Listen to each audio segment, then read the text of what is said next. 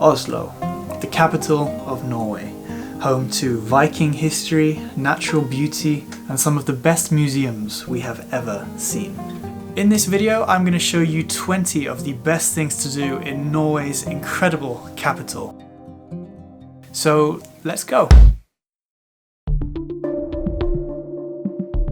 It's actually around 9:30 in the morning now, and the sun is just coming up now. The light is starting to appear, but it will be gone again by just after 3 p.m. So we do need to try and get a move on, get out into the city and really see some of the beautiful things that it has to offer. Munch.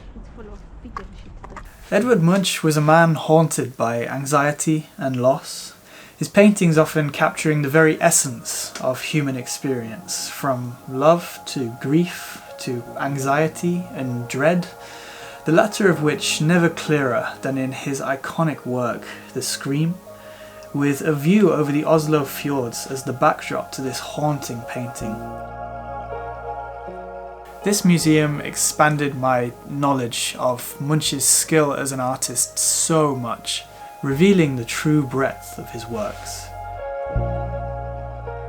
The museum's not only deeply moving, but from the top floors, the building offers amazing views over the beautifully unique architecture of Oslo, including the Oslo Opera House. This stunning marble and glass structure is truly unique, especially in the thick fog this morning. On top of the Opera House, are you? Yeah, we're walking. Its sloping roof allows you to walk all the way to the top for yet more breathtaking panoramic views of the city and the fjords, tempting us off in the distance. And after seeing a ferry returning from one of the islands, we walked down to Oslo's docks to see if we could catch one. On the way, passing Akershus Fortress, a medieval castle dating back to the 13th century. Following that, Oslo City Hall, most famously hosting the annual Nobel Peace Prize ceremony inside. And finally, the docks, where a ferry would take us to one of the smaller Oslo fjords, because we just couldn't wait. As we headed out into the bay, we got wonderful views of the city as the fog re-emerged. There was so much to see outside. The light is fading, it's around 3 p.m. This that we just docked at is Bygdøya, which is the biggest of the islands. We're going to the small one, which is our next stop. We only have around 1 hour of light to explore this beautiful island, which is known as Lindøya.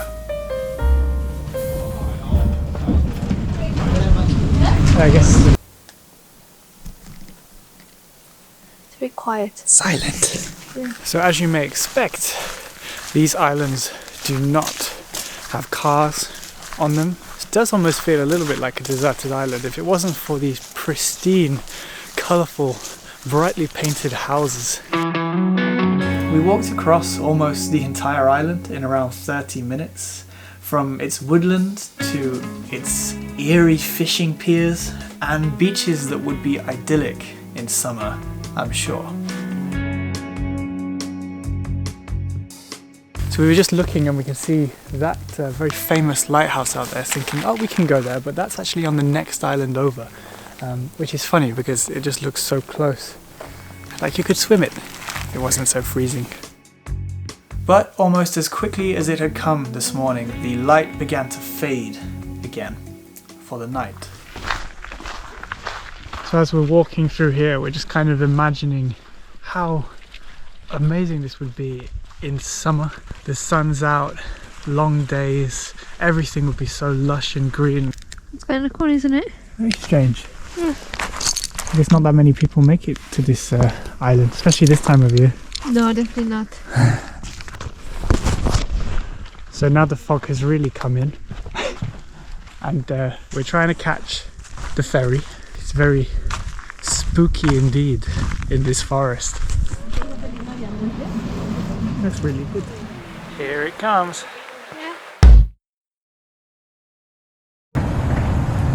The next morning brought us to a peninsula just to the west of Oslo city centre, where we can find some of the best museums in Oslo. So let's begin with the Fram Museum. This is the Fram, a legendary ship said to be the strongest wooden ship ever constructed. And it needed to be to withstand the crushing pressures of ice as it voyaged across not only the Arctic but the Antarctic too.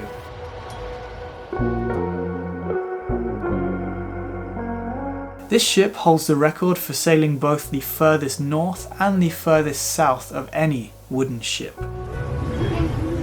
It took part in 3 multi-year polar expeditions between 1893 and 1912, and exploring its decks today, we learned so much about life on the ship in these treacherous conditions, including my favourite fact that there were actually over 120 dogs on board at certain points. And that would have made those long polar expeditions all worth it, I'm sure. Just next door, another museum shows off yet more marine exploration, but this time pretty much totally opposite. It shows the story of an expedition across the Pacific Ocean from South America to the Polynesian Islands in 1947. Many people presumed it to be impossible, but they were successful on this very raft, therefore proving the theory that South Americans could have voyaged across the Pacific Ocean and populated the Polynesian Islands.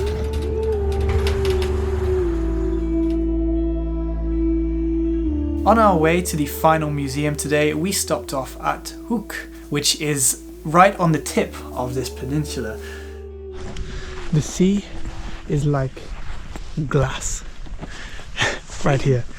There is absolutely no wind today. It's almost an eerie silence because it's just no sound except for my feet on the sand, which feels just very strange in this freezing cold weather. And it's seaweed everywhere. Yeah.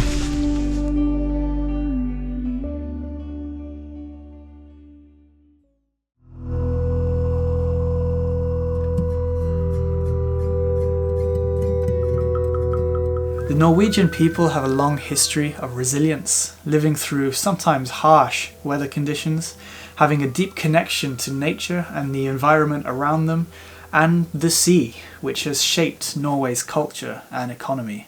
This museum showcases Norway's cultural history, showing how they lived across the ages.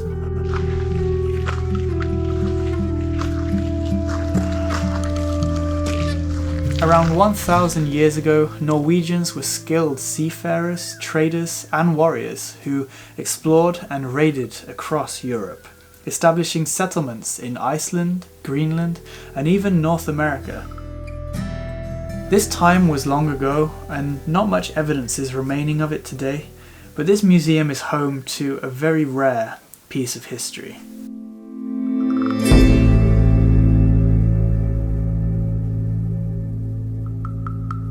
Built in the 12th century, this is one of the only 28 remaining stave churches in Norway, complete with intricate carvings, and although you couldn't enter inside, I did manage to have a peek through the iron gate, and by boosting some of the settings on my camera, did manage to get a unique look at the inside of this unique piece of history.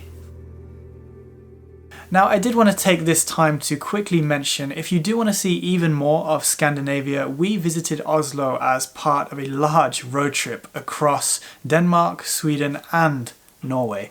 So please do feel free to check out my full playlist or browse my channel for even more content from this beautiful part of the world. It truly is unique, and visiting these places something on my bucket list for so long, and I was so happy to be able to come up with a plan to string it together into this epic road trip. But anyway, back to Oslo. Next morning we got out well before the sun rose and headed up to the frozen hills of the Nordmarka Forest, high above Oslo.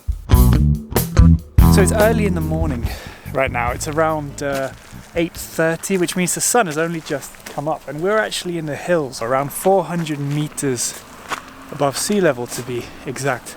And here, as you can see behind me, there is a lot of, I don't even want to say snow, more like ice. It hasn't snowed for a while, but it's so cold up here that everything, the ground is frozen over, including this entire lake behind me, completely frozen.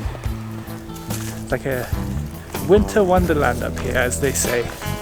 It's -3 degrees, but Google said because of the wind condition it feels like -9, which I can agree. This is actually considered very mild for this time of year, and in fact in the next couple of days it's going down to around -10. So you can see what is arguably one of the world's most famous ski ramps behind me. On this hill sits this ski jump, which has hosted numerous prestigious ski jumping competitions, including the Winter Olympics in 1952 and several world championships. So I'm sure you can see why this is a hub for winter sports and outdoor activities, attracting enthusiasts from all over the world.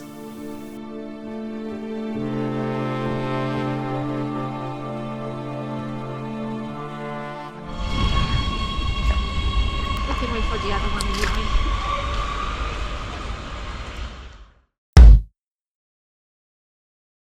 And back now into the heart of Oslo to explore some of its many museums. So what's your theory? Yeah, you just press this. Oh, there you go. Wow. Go on, do it again. You want me to do it one more time? Yeah. You can.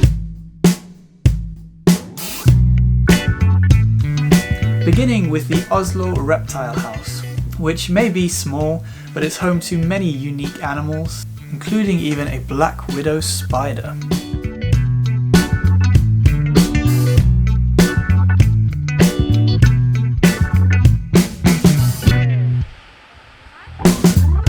Next up, the Nobel Prize Museum, documenting the history of the prize and the people who have been awarded it.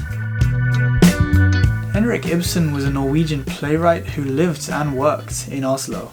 Inside his house is a museum about his life and work. What do you do? So what is it? From my understanding, they have these pastries called nut, which kind of means nut, and they just have different fillings. This one is pistachio, but the traditional one is cinnamon, so it's basically a cinnamon bun.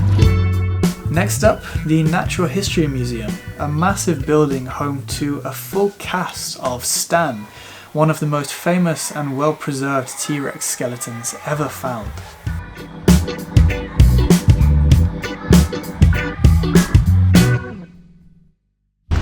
And finally, my favourite museum, which is the Historical Museum, with a wonderful display of Viking artefacts like jewellery, weapons, tools, all preserved exceptionally well.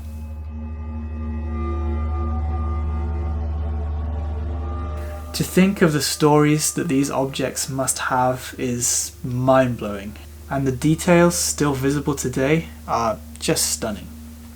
I've never seen anything else quite like it.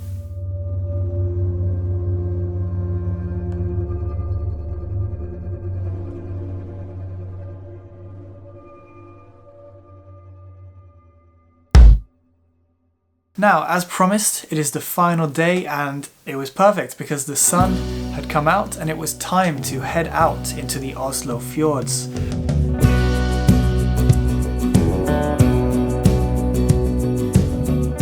So that is the sunrise behind us.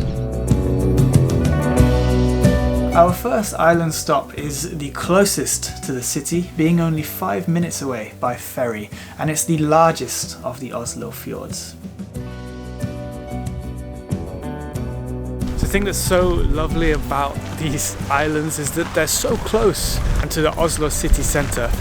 I think it's so rare that you can be in a big city and be just a 5-minute short ferry ride away from this. We walked around the coast of the island as the sun rose over the calm waters, seeing its woodland, its serene beaches and surrounding landscapes. I'm looking now out at the mountains over a little beach. It's completely peaceful, completely quiet. albeit a little cold and windy today.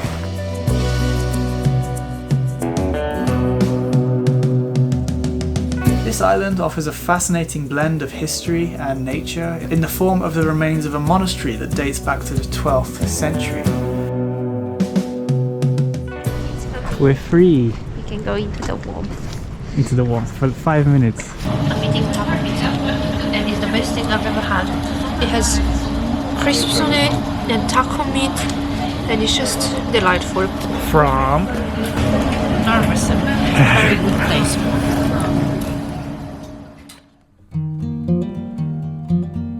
Just a stone's throw away lies yet another island, which is today a designated nature reserve. It provides a haven for seabirds and a peaceful escape from the city bustle. This is our third and final island on the coldest day yet. And this is the furthest away from Oslo because this is Gressholmen. Both islands offer stunning views of the Oslo Fjord and provide a glimpse into Norway's rich history and natural beauty.